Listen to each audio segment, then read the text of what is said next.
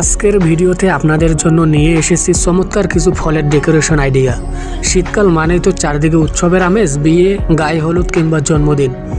আর এসব উৎসবে মেহমানদের আপ্যায়নে বা ডালা সাজাতে ফল তো থাকবেই। অনেকেই চান সাধারণ ফলের ডলাকে একটু নান্দনিকভাবে সাজিয়ে নিতে।